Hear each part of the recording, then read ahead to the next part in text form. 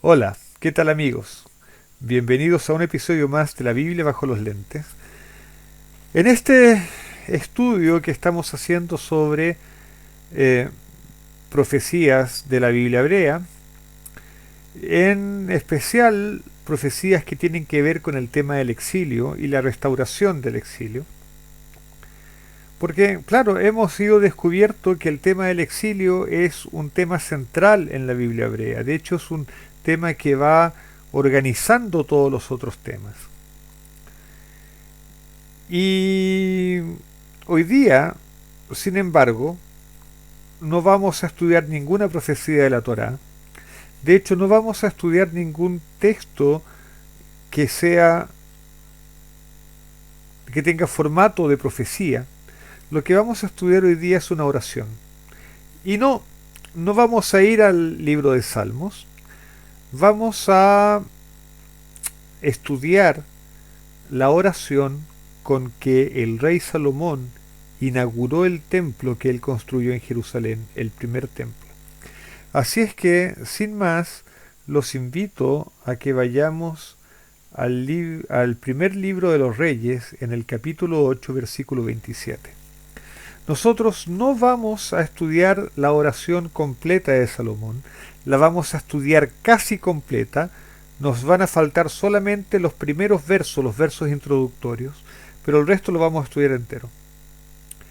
Así es que vamos a partir en Primera de Reyes, capítulo 8, versículo 27, que comienza con una pregunta muy interesante. Dice, pero ¿morará verdaderamente Dios sobre la tierra? He aquí los cielos de los cielos de los cielos no te pueden contener, cuanto menos esta casa que yo he edificado. Esta pregunta es interesante porque uno se pregunta ¿para qué Salomón construyó el templo? Normalmente los templos eran entendidos como lugares de habitación de Dios. Pero el Dios de Israel es el creador del universo. Es un Dios infinito, es un Dios que incluso está fuera del universo, no está contenido en el universo. Y si el universo no puede contener a Dios, entonces ¿cómo un templo lo va a contener? Y claro, esto tiene que ver con cuál es el objetivo de un templo en Israel. Y esto nos remite a la primera instrucción que Dios da para que le construyan un templo, un santuario. Es, y esa instrucción está en el libro de Éxodo, así es que les pido que me acompañen a Éxodo, capítulo 25, versículo 8. Es Dios el que le habla a Moisés y, y dice, y que hagan un santuario para mí, para que yo habite entre ellos. Este versículo es muy extraño porque uno esperaría que el verso dijera, háganme un santuario para que yo habite en él. Pero el verso no dice eso, dice, háganme un santuario, o hagan un santuario para mí, para que yo habite entre ellos. E incluso el texto hebreo se puede leer como para que yo habite en ellos. Entonces, la, la intención de un santuario en Israel, un santuario para el Dios de Israel, no es que Dios habite en el santuario, porque si no habría dicho, háganme un santuario para que yo habite en él. Pero no dice eso. La construcción de un santuario no es la construcción de un lugar para que Dios habite en ese lugar. Como si Dios necesitase que le hagan una casa. No, no, no, no. La necesidad de construir un santuario es para que Dios habite en medio del pueblo. Es decir, la necesidad de construir el santuario es crear un lugar de encuentro entre Dios y el hombre. Es posibilitar el encuentro entre Dios y el ser humano. Ese es el propósito del santuario en Israel. Entonces, es verdad, lo primero que nos dice Salomón, lo primero que dice Salomón cuando inaugura el templo es: evidentemente este templo no va a ser la habitación de Dios, porque Dios no necesita que le construyan una casa, y es imposible contener a Dios. Es imposible encapsular a Dios, a pesar de que nosotros muchas veces queremos encapsularlo en nuestras teologías, en nuestras doctrinas, pero eso es otro cuento. Dios no se deja encapsular. El propósito del templo es propiciar el encuentro entre Dios y el hombre, y en ese sentido el templo es para beneficio del hombre, no para beneficio de Dios. Y eso lo va a empezar a quedar claro a partir del versículo siguiente. Versículo 28. No obstante, atiende a la oración de tu siervo y a su súplica, oh Señor Dios mío, para que oigas el clamor y la oración que tu siervo hace hoy delante de ti. Que tus ojos estén abiertos noche y día sobre esta casa, hacia el lugar del cual has dicho mi nombre estará allí, para que oigas la oración de tu siervo, que tu siervo hará sobre este lugar. Entonces vean, estos versículos son muy importantes. Entonces ya hemos establecido que la intención o el propósito del templo no es que Dios habite en él. De hecho, lo que habita en el templo no es Dios propiamente tal, sino que es el nombre de Dios el que estará en el santuario. Pero lo que sí hace el santuario es el lugar, es propiciar el lugar propicio para que las oraciones sean escuchadas. Es decir, fíjense, el versículo 29 dice que tus ojos estén abiertos noche y día sobre esta casa, hacia el lugar del cual tú has dicho, mi nombre estará allí, para que oigas la oración de tu siervo, que tu siervo hará sobre este lugar. El lugar del santuario es el lugar del templo, es el lugar donde Dios tiene puestos sus ojos, donde está focalizada su atención. ¿Para qué? Para escuchar las oraciones. Evidentemente Dios está en todo lugar, pero el templo es el lugar de encuentro, porque el ser humano necesita un lugar donde encontrarse con Dios. El ser humano necesita un lugar donde aproximarse a Dios, donde sentirse cerca de Dios, y donde pueda sentir que su oración es escuchada. Versículo 30. Y escucha la súplica de tu siervo y de tu pueblo Israel cuando oren hacia este lugar. Escucha tú en el lugar de tu morada, en los cielos, escucha y perdona. Y este versículo es fundamental. El versículo 30 es... Primero, dice, escucha la súplica de tu siervo y de tu pueblo cuando oren hacia este lugar.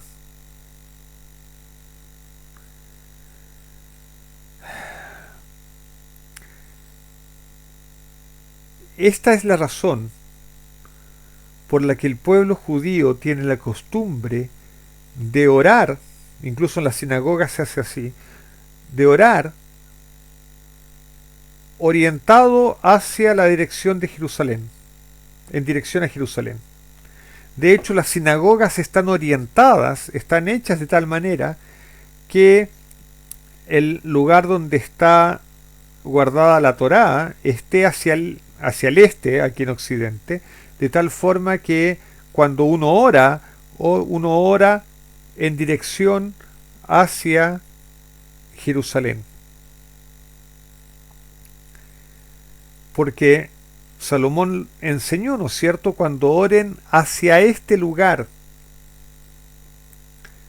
Esa es la razón también por la que Daniel oraba con las ventanas abiertas, direccionado hacia Jerusalén, orientado hacia Jerusalén. Porque el rey Salomón nos enseñó a hacer eso. Pero fíjense que la razón de hacer eso no es que Dios esté en el templo en Jerusalén escuchando. No, no, no, no. El versículo 30 dice, escucha tú en el lugar de tu morada. Y uno pensaría aquí que es el templo, pero no, es en los cielos. Escucha tú en el lugar de tu morada en los cielos. No se equivoquen, el templo de Jerusalén no es el lugar de morada de Dios. El lugar de morada de Dios es en los cielos. Pero el lugar del templo en Jerusalén es el lugar del vínculo. Es donde se establece el vínculo entre Dios y el hombre.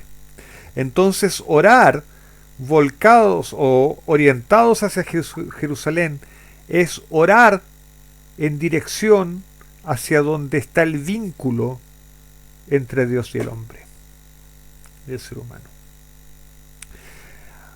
Eso por un lado. Entonces, la oración orientada hacia el templo. De hecho, dicho sea de paso, esa es la razón por la que hasta hoy en día los judíos van a orar en Jerusalén al muro occidental, que es conocido popularmente como el muro de los lamentos, el muro de las lamentaciones. Pero se llama el muro occidental porque era justamente el muro de la parte externa del templo en el lado oriental, en el lado occidental. En fin. Y este versículo 30 también hace otra vinculación interesantísima. Dice hacia el final, escucha y perdona. Es decir, la idea es, cuando oren orientados hacia el templo, tú escucha en el cielo, escucha y perdona. Entonces aquí surgen varias preguntas. Una es, ¿por qué vincula la oración con el perdón necesariamente? O sea, uno puede orar agradeciendo a Dios, pero no necesariamente perdonando. Pero al parecer en la mente de Salomón está muy presente el hecho de que la mayor parte de las oraciones van a tener que ver con el perdón, van a ser pedidos de perdón. Y por otro lado, todos nosotros necesitamos ser perdonados. Pero uno aquí diría, bueno, ok, tiene razón. El santuario, el templo, es el lugar del perdón. De hecho, es el lugar donde se hacen los sacrificios por el pecado. Entonces uno podría pensar que Salomón, en el resto de su oración, va a vincular el templo con los sacrificios y va a empezar a enumerar los sacrificios. Pero no va a ser eso lo que va a ocurrir. Esto es un spoiler. No va a ser eso lo que va a ocurrir. Lo que va a ocurrir nos va a dejar sorprendidos. Así que quédense hasta el final. Versículo 31. Comienza aquí. Si alguno peca contra su prójimo y se le exige juramento y viene y jura delante de tu altar en esta casa, escucha tú desde los cielos y obra y juzga a tus siervos, condenando al impío, haciendo recaer su conducta sobre su cabeza, y justificando al justo, dándole conforme a su justicia.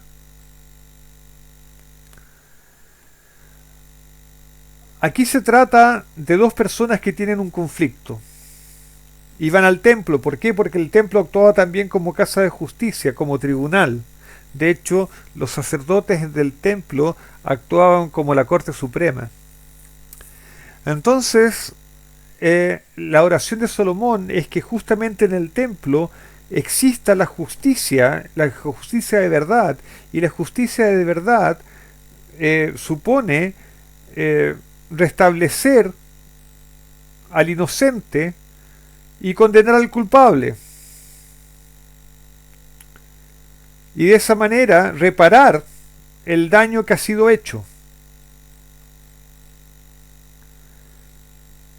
Y esa es la primera vinculación que hace Salomón con el pecado, cuando hay un pecado entre personas, entre seres humanos. Que Dios restaure la justicia, que Dios restaure el equilibrio social. Sigue el versículo 33. Cuando tu pueblo Israel sea derrotado delante de un enemigo por haber pecado contra ti, y se vuelven a ti, y si se vuelven a ti, y confiesan tu nombre, y oran, y te hacen súplica en esta casa, escucha tú desde los cielos y perdona el pecado de tu pueblo Israel, y hazlos volver a la tierra que diste a sus padres. Ya, estos versículos son interesantes. ¿Por qué? Porque el ser derrotado por los enemigos es una de las maldiciones del pacto, que nosotros estudiamos alguna vez en el capítulo 27 de Levítico en Parashá Bejocotai. Y entonces está tratando de Israel recibiendo las maldiciones del pacto, y habla de hacerlos volver a la tierra de sus padres. Eso quiere decir que necesariamente el pueblo había sido llevado cautivo al exilio. Entonces Salomón le pide a Dios que perdone a su pueblo y los haga volver a la tierra, los haga regresar del exilio. ¿Y cuál es el secreto de eso? Es cuando regresen a ti y confiesen tu nombre y oren y supliquen en esta casa, en el templo. Ahora, a propósito, en hebreo no está la partícula sí, el condicional sí no está. En hebreo dice simplemente y vuelvan a ti. Las promesas de arrepentimiento de Israel son incondicionales. Israel se va a arrepentir. Pero, ok. Así es que, ¿cuál es la solución para el exilio? Volver a Dios, confesar su nombre, llorar, suplicar por el perdón de Dios. Versículo 35. Cuando los cielos estén cerrados y no haya lluvia por haber ellos pecado contra ti, y oren hacia este lugar y confiesen tu nombre, y se vuelvan de su pecado cuando tú los aflijas, escucha desde los cielos y perdona el pecado de tus siervos y de tu pueblo Israel. Sí, enséñales el buen camino por el que deben andar. Envía la lluvia sobre la tierra, sobre tu tierra, la que diste a tu pueblo Israel. Aquí ya no se habla de exilio, aquí se habla de otra maldición del pacto, pero es el cielo cerrado, es decir, la ausencia de lluvia, la sequía. Y cuando haya sequía, entonces de nuevo la solución es la misma. Que el pueblo vuelva a Dios, regrese a Dios, oren y pidan perdón.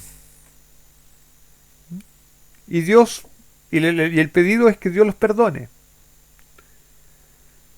Y una cosa importante es que Salomón dice, sí, enséñales el buen camino por el que deben andar.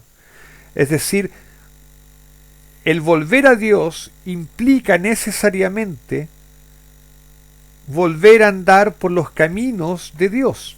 Es decir, volver a un estado de obediencia a Dios. y justamente el castigo de la sequía tiene como efecto, tiene como propósito el ser un acto pedagógico que haga volver al, al pueblo a los caminos de Dios y a la obediencia a Dios. Versículo 37. Si hay hambre en la tierra, si hay pestilencia, si hay tizón o añublo, langosta o saltamontes, si su enemigo los sitia en la tierra de sus ciudades, cualquier plaga, cualquier enfermedad que haya, toda oración o toda súplica que sea hecha por cualquier hombre, o por todo tu pueblo Israel, conociendo cada cual la aflicción de su corazón, y extendiendo sus manos hacia esta casa, escucha tú desde los cielos el lugar de tu morada, y perdona, actúa y da a cada uno conforme todos sus caminos, ya que conoces su corazón, porque sólo tú conoces el corazón de todos los hijos de los hombres, para que te teman todos los días que vivan sobre la faz de la tierra que diste a nuestros padres. Entonces, cualquier problema que haya, cualquier maldición, cualquier aflicción que haya, ¿cuál es la receta? Orar a Dios volcados hacia Jerusalén, en dirección hacia Jerusalén, hacia el lugar del templo. Y Dios, que no habita en el templo, sino que habita en el cielo, va a escuchar, según la petición de Salomón, ¿no es cierto?, y va a responder.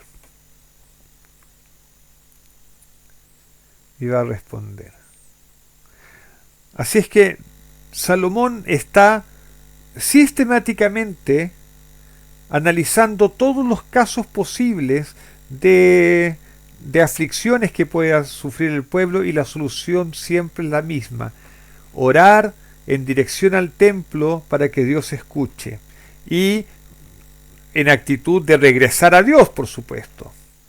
Por supuesto.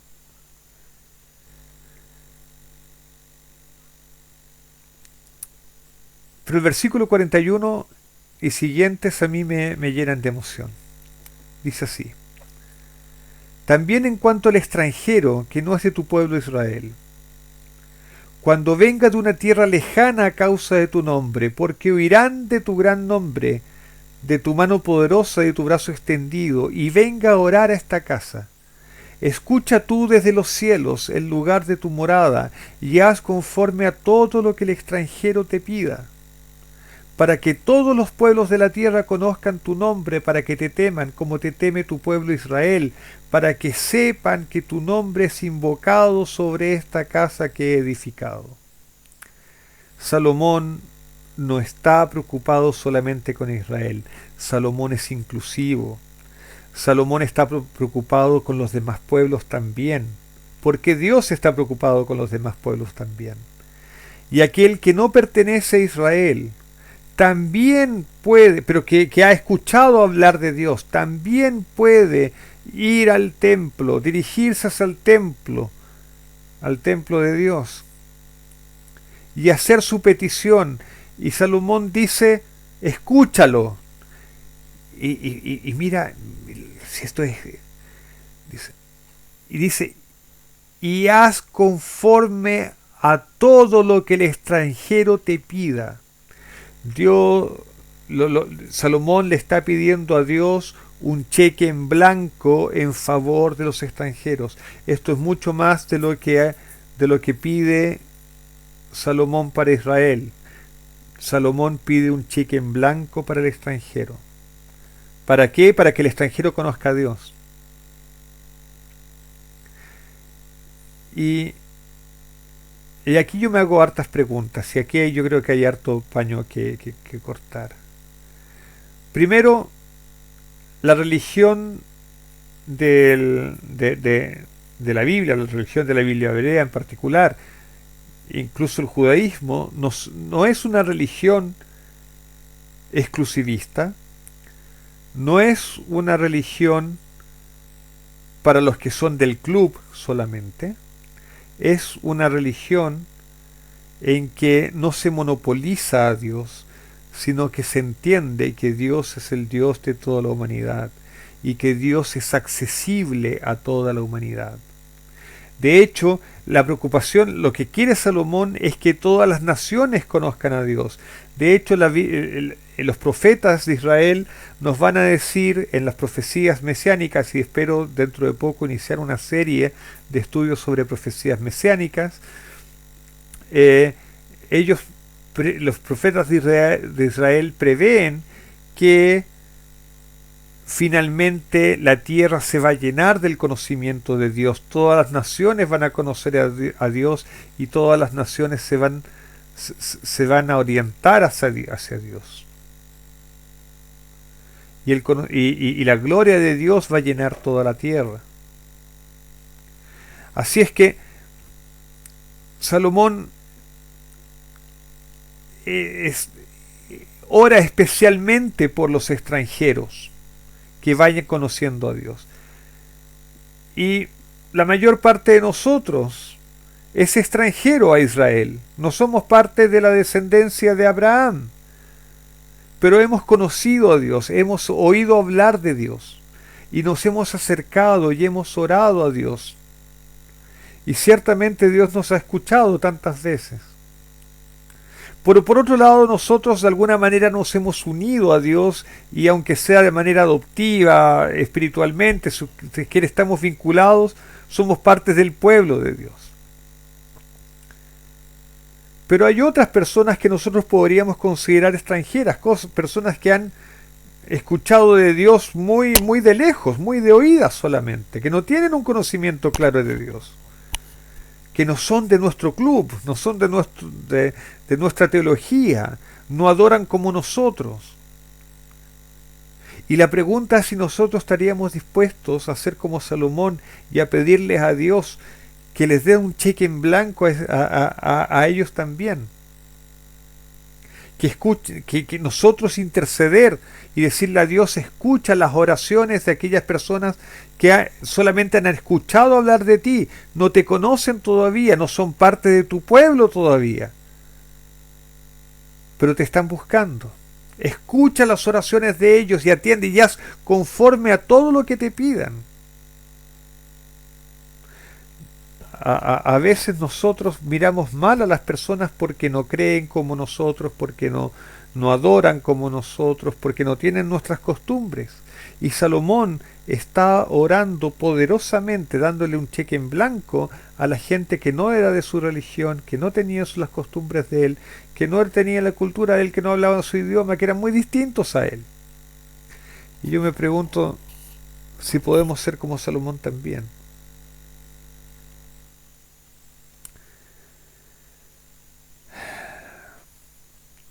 Versículo 44. Cuando tu pueblo salga a la batalla contra su enemigo, por cualquier camino que tú los envíes, y oren al Señor, vueltos hacia la ciudad que tú has escogido y hacia la casa que he edificado a tu nombre. Escucha desde los cielos su oración y su súplica y hazle justicia. Tenemos que explicar estos versículos. Israel solamente tuvo autorización para hacer una guerra de conquista para conquistar la tierra de Canaán. Fuera de eso, Israel, y esto está en la Torá, tenía prohibición de hacer guerras de conquistas. Las únicas guerras que podían hacer eran guerras defensivas. Entonces en el versículo 44 cuando dice, cuando tu pueblo salga a la batalla contra su enemigo, es porque se están defendiendo, el enemigo atacó. Eso hay que entenderlo. Entonces, por eso es que el pueblo va a orar a Dios, y va a orar a Dios, de nuevo, orientados a Jerusalén, orientados hacia el templo, en fin.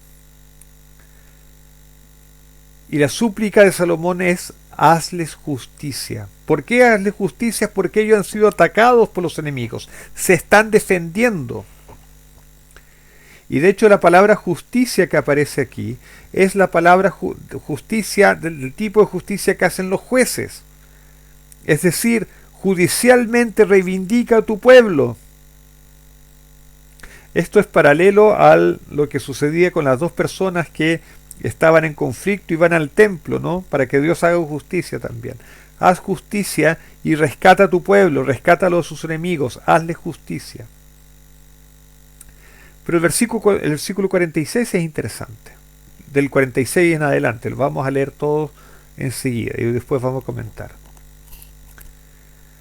Cuando pequen contra ti, pues no hay hombre que no peque, y estés airado contra ellos, y los entregues delante del enemigo, y éstos los lleven cautivos a la tierra del enemigo, lejos o cerca. Si recapacitan en la tierra a donde hayan sido llevados cautivos, y se arrepienten, y te hacen súplica en la tierra de los que los llevaron cautivos, diciendo: hemos pecado y hemos cometido iniquidad, hemos obrado perversamente. Si se vuelven a ti con todo su corazón y con toda su alma y en la tierra de sus enemigos, que los llevaron cautivos, lloran a ti, vueltos hacia la tierra que diste a sus padres, hacia la ciudad que has escogido y hacia la casa que he edificado a tu nombre, entonces escucha tú desde los cielos, en lugar de tu morada, su oración y su súplica, y hazles justicia, y perdona a tu pueblo que ha pecado contra ti, todas las transgresiones que hayan cometido contra ti, y hazlos objeto de tu compasión ante los que los llevaron cautivos, para que tengan compasión de ellos, porque ellos son tu pueblo y tu heredad que sacaste de Egipto, de en medio del horno de hierro. Que tus ojos estén abiertos a la súplica de tu siervo y a la súplica de tu pueblo Israel, para escucharles siempre que te invoquen, pues tú los has separado de entre todos los pueblos de la tierra como tu heredad, como lo dijiste por medio de tu siervo Moisés, cuando sacaste a nuestros padres de Egipto, oh Señor mío. Y ahí termina la oración de Salomón. Veamos este largo trecho. Cuando pequen contra ti, pues no hay hombre que no peque. Primero, la religión de Salomón, la religión de la Biblia, la religión de la Torá, el judaísmo incluso, no pretenden un estado de impecabilidad del hombre, no pretenden que el hombre en algún momento en esta vida sea perfecto, en el sentido de que no peque. El judaísmo es contra el perfeccionismo. ¿Por qué? Porque no hay hombre que no peque. Y en realidad el problema es que la posibilidad de pecar está ligada a nuestro libre albedrío. Y el libre albedrío es una bendición que Dios nos dio. Nosotros vamos a estudiar eso en alguna otra ocasión. Pero el libre albedrío es una bendición de Dios. Un problema colateral es que teniendo libre albedrío podemos pecar. Y sí, nos equivocamos. Y sí, pecamos. Pero el problema no es pecar. El problema es saber qué hacer cuando uno peca. ¿Y qué hay que hacer cuando uno peca? Bueno, lo que está escrito aquí en la oración de Salomón. Orar, primero arrepentirse, ¿no? Volver a Dios, orar, confesar el pecado, pedir perdón, suplicarle a Dios y volver a sus caminos. Pero lo importante es esto, Salomón reconoce, como toda la Biblia hebrea reconoce, no hay hombre que no peque. Y no me vengan aquí las mujeres decir, ahí dice hombre. No, porque en hebreo está escrito Adam, y Adam significa humano, así es que la traducción correcta debería ser, pues no hay humano que no peque. Ok, pero entonces Salomón reconoce que Israel va a pecar contra Dios. Y Dios se va a irar con ellos. ¿Y qué va a hacer? Los va a entregar al exilio. Y esto es sumamente importante porque es la segunda vez en la oración que Salomón habla del exilio. Lo hizo al comienzo y lo hace ahora. Ok, ustedes pueden pensar, sí, esto es parte de la estructura de quiasmo que hay en esta oración. Sí, lo consiento. Pero no deja de ser revelador que hay dos menciones al exilio. Y uno no puede dejar de lanzar la hipótesis de que la razón tal vez sea que la Torá previó dos exilios para Israel. Están profetizados dos exilios, uno en el libro de Levítico y otro en el libro de Deuteronomio.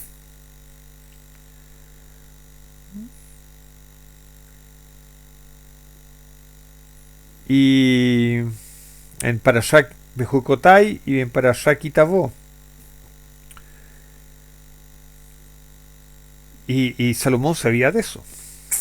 Sabía de eso. Por lo tanto, Salomón ora para que Dios perdone a Israel en el primer exilio, al comienzo de la oración, y que Dios perdone a Israel en el segundo exilio, al final de la oración. En el versículo 47 empezamos con los problemas de traducción, porque el castellano dice, si recapacitan en la tierra donde hayan sido llevados cautivos. Pero en el texto hebreo no está la partícula condicional sí. El hebreo dice simplemente y hagan volver el corazón, hagan volver sus corazones, es decir, está afirmando. Cuando pequen, se vayan al exilio y estando en el exilio hagan volver a su corazón. Es decir, está pronosticando la certeza de el arrepentimiento de Israel. Así como en Deuteronomio capítulo 30, perdonen que insista con Deuteronomio capítulo 30, pero Deuteronomio capítulo 30 es un capítulo fundamental. Ahí también se predice el arrepentimiento incondicional de Israel al final de los tiempos, al final del segundo exilio.